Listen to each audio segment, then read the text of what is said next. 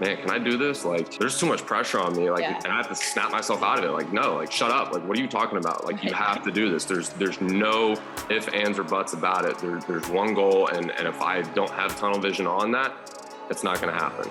I have to stay locked in. Take it to the top. Hey, I'm Gianna Cambria, and this is the Upper Hand Podcast, where we go deep into the minds of athletes and fitness pros turned entrepreneurs to show you how to translate your competitive edge on the field and in the gym to gain the upper hand in your business. Welcome to the Upper Hand Podcast. Gianna Cambria here, and I'm super excited. Today's guest is Jake O'Donnell. Now, Jake is the founder of EAMG Sports over in Tampa, Florida. Now, before he founded EAMG, he was actually the quarterback at JMU. He was also on the U.S. national team and the 2018 World Championship in Mexico City. So he brings the perspective of a collegiate athlete into his journey as an entrepreneur. And actually, right now, he is pursuing his degree in entrepreneurship at the University of Tampa. So, Jake, good to have you here. Excited to unpack your journey, your perspective as an athlete, and now into the entrepreneur world. So if you want to say hey, and we can dive right in. Yeah, no. Hey, my name is Jake O'Donnell, CEO and founder of EAMG Sports. I'm super excited to be here. Super excited for you to have me here on the show, and happy to be a part of this. Yeah, absolutely. So before we jump in here, tell us one thing that not a lot of people know about you. One thing that I'm not. I'd say me being into photography. I don't think a lot of people know about that. I got into social media marketing and automotive photography right after I stopped playing football and kind of went ghost for about a year and a half. And I don't think anybody really knew I was doing that. I didn't really post about it on my personal page. I had a separate Instagram account to it that you didn't even know who was running it. I didn't have any of my personal information on it. So I was kind of doing that in the dark for a little bit until I finally decided to put that out publicly. Nice. Okay. And that's something you're still doing? Yep. Yeah. So I still do photography on the side. It's kind of a side hustle, side hobby that I do. Love that. Very cool. So tell us about your journey from collegiate athlete, everything leading up to that, and how you ended up in entrepreneurship. So I've wanted to be a sports agent ever since I saw Jerry Maguire back in middle school. And I knew for me, NFL wasn't a promising route. And I wasn't headed down that path. And when COVID hit, I was like, look, I'm not at the right school academically to start pursuing trying to be a sports agent. I'm not meeting anybody in the industry here. There's not an industry here. I need to get out of Harrisonburg, Virginia. As lovely as it was, as much as I enjoyed being in Harrisonburg, it being a small town wasn't presenting any opportunities for me to grow and for me to network in that industry and in that space. I had a great time at JMU. It was extremely hard leaving. And I honestly went through like a slump of depression for a while, just not being a part of that culture anymore. But it was the greatest thing for me. I'm born and raised in Tampa, Florida. I've been around sports media for a very long time. My dad has worked at Fox 13 here in Tampa as a sports anchor for like 35 years or something like that. So I've literally been at Bucks practices since I could ever walk. And I knew Tampa was the place I needed to be. I came back home. One of my family friends is actually on the board of directors of the entrepreneurship program at the University of Tampa. And he's kind of the one who swayed me into transferring there and starting to learn about entrepreneurship, because I've always had an entrepreneurial mind before I even knew that. I used to do this one thing. It was called sober driving up at JMU. So I would go take kids, to parties and charge them like $5 for a ride. So I've always been doing something to figure out a way to make money. And I decided to get involved in the entrepreneurship program and learn about, how to create my own business, how to start my own business. And then, I guess the rest is history here. Yeah, good for you. And I think that's a really powerful statement, right? Explaining how hard it was for you to leave something that was good and that you were having a great time and it was great. It would have set you up for a good future as well. But knowing that ultimately that wasn't going to get you to where you wanted to go, that's definitely a tough decision. It takes discipline to do that. So thanks for sharing. And so what was it ultimately that or I guess what was like one of the biggest challenges you found as you found yourself in Tampa, starting this new journey, moving out of the football space? What was like the biggest challenge for you tackling building a sports agency? Well, for me, I've never launched a company before. I have no experience doing that. And like I said earlier, figuring out a process that works for me. I feel like for the past 9 months, I've been running in a million circles trying to figure out how to do my job and figure out, what are my weaknesses, what are my strengths, what am I doing well, what can I do better, and just figuring out how to boss my life up. Because if I'm not able to execute things and be a boss myself, how am I supposed to preach that to our guys? So, me figuring out life and me figuring out how to be a role model and a leader, and all of the things in between was, the things I've been working on for a while now here. Yeah, definitely. What from your football journey or even just your journey as an athlete, what have you taken from the field into your journey now? So for me, one of the biggest things I significantly struggled with when I was playing up at JMU was performance anxiety, to the point where it was crippling. Like there was days I remember I was like, all right, I have no business playing football because I can't even throw a football. I remember the first pass I threw when I came into when I got up there for workouts in the summer, coming into my freshman year, was to Riley Stapleton. Dude is like 6'5", 215, can't miss him, right? Well, I threw a slant like 20 yards over his head. My hands were shaking like this, before I caught the snap. I was like, all right, you know what? I can't be a leader as a quarterback. I can't do this. I told myself that, I shot myself in the foot by saying that I couldn't do it. Well, afterwards, I started breaking that down and understanding mental health and understanding psychology. And that's when I was like, look, I need to give our guys access to a performance psychologist, whether they need it or not.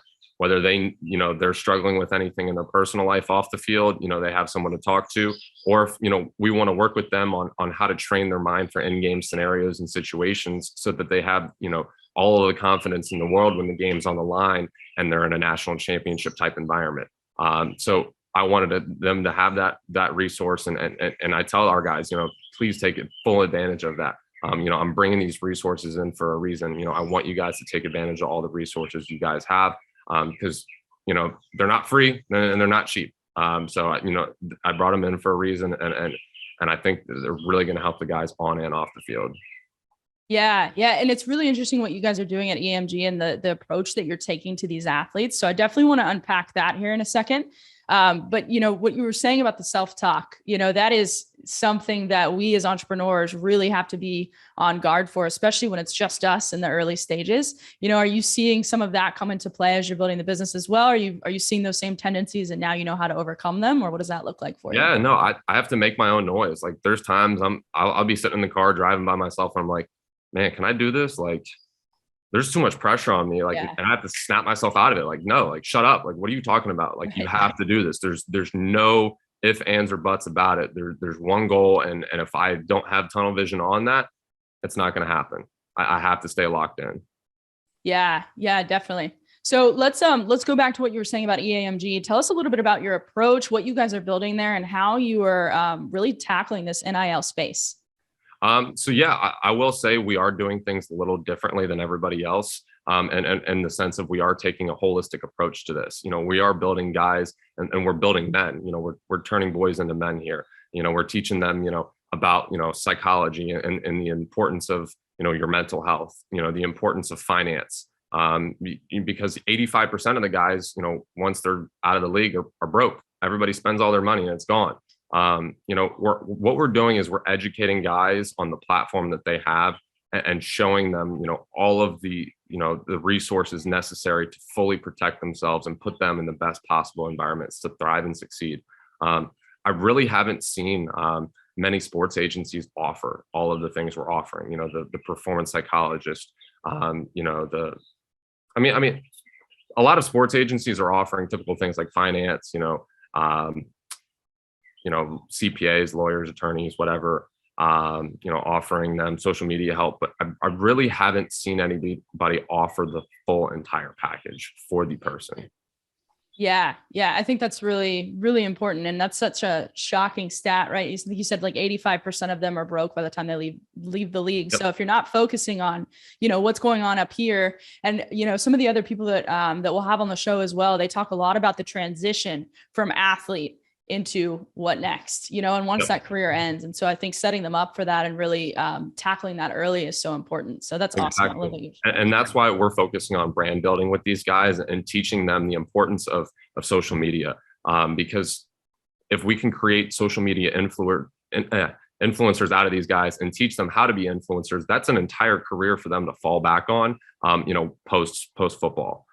So that's the other big thing about, teaching them how to build their own brands, because if they're able to use the platform that they have to build a brand and create their own company, they don't ever have to worry about, working a job or figuring out a new skill after sports. Yeah, absolutely. Absolutely. So the NIL thing came on board. Was that like, obviously you had plans to build your agency before that, but was that like a green light? Did that kind of speed things up for you, or how did that change the game? So July 1st came around, like I said earlier, I got into social media marketing and automotive photography and all of that. I knew it wasn't going to make me a whole lot of money, but I understood that. And it was an extremely important skill for me to learn. July 1st came around, college athletes were able to start making money, and just light bulb went off to scale that and to develop social media influencers out of these athletes. Yeah, I love that. So let's back up a little bit. So you're this far into it now. You've launched EAMG officially. You're on track. You're gaining some traction here. Let's back up. What's one piece of advice or one thing that you would tell younger you to do differently building this business? Younger me, pay attention to everything. Notice the rules. Understand what you need to do before you do it. Don't step too early. Understand the decision you're making and all of the things that can happen after the fact before you make that decision. Yeah, definitely. And then what do you think is the major attribute that you have that's been the determining factor in your success?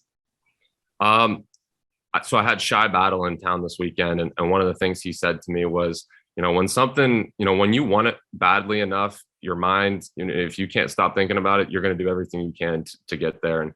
And for me, I think people get tired of losing, and I got tired of losing myself. And for me, I'm not looking back. I have one vision, I have one goal, and I'm firmly committed to it, and I'm not looking back. I love that. And it's that competitive drive that we see in the best athletes as well, right? Just that determination, commitment to winning. So I love that. Yep. All right. So let's say that everything you had to start over, completely over, and all you had was your reputation as an athlete and your knowledge of social media right now. What would you do in the first 30 days to rebuild your business? Rebuild my business. First thing I would do is build the team around me. I'm a huge, preacher of, having a strong support network around you. That's why I built the support network around myself, so that I could, give the proper resources and build that support network for our athletes. Yeah, definitely. Love that. And then real quick before we're going to end with rapid fire, 1-word responses to 3 questions here. But really quick, I do want to go back to the NIL subject a little bit. So there's so much competition in that space right now, right? And I think everybody is vying for these athletes' attention. What do you see in terms of competition, and what has been your key factor in being able to overcome some of that? Would you say it's your network, your relationships? Like, what's been the driver there? Well, for me, I don't really believe in competition. I don't think there's any such thing as competition. The only competition is yourself. Your competition is the fact that, it's Friday night and you'd rather go hang out with your friends and sit there and write emails or go, work on things that you could be working on for your business. But speaking on competition, what are other agencies doing out there to provide for the athletes? How are they helping them as a human being? How are they helping them on the field while helping them off the field is the biggest thing I look for. I tell our guys, I may not be the right agent for them. There's certain agents are good for certain guys, just like certain trainers are good for certain guys for performance training. We send a lot of our guys to Yo Murphy here in town. I used to work out with Yo since 7th grade. Yo is probably the best coach in the country when it comes to receivers.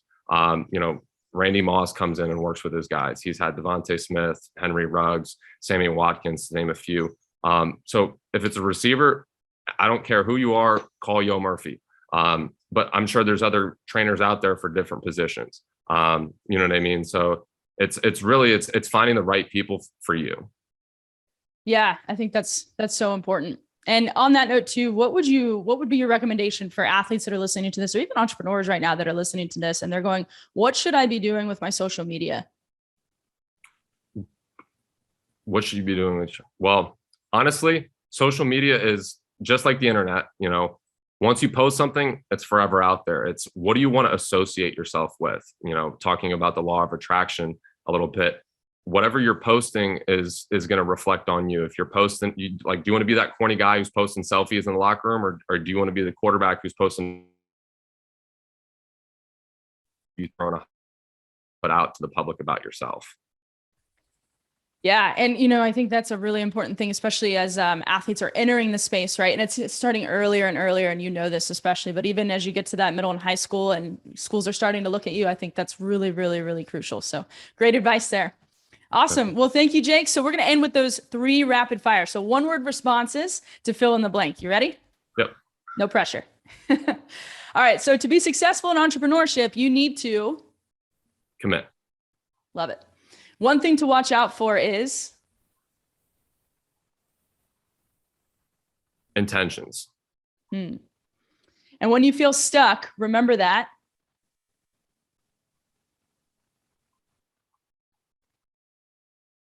I don't have a one word one for this one. Yeah. Sun will come up tomorrow. I like it. Awesome. And Jake, if more people want to follow your journey, or learn more about EAMG, where should they go? So check out our Instagram. It's at EAMG Sports. And if you want to get a hold of me, the best way to do that is via email. My email is jake@eamgsports.com. Awesome. Well, thanks so much, Jake. This has been fun, and we'll see you next time. Awesome. I really appreciate it.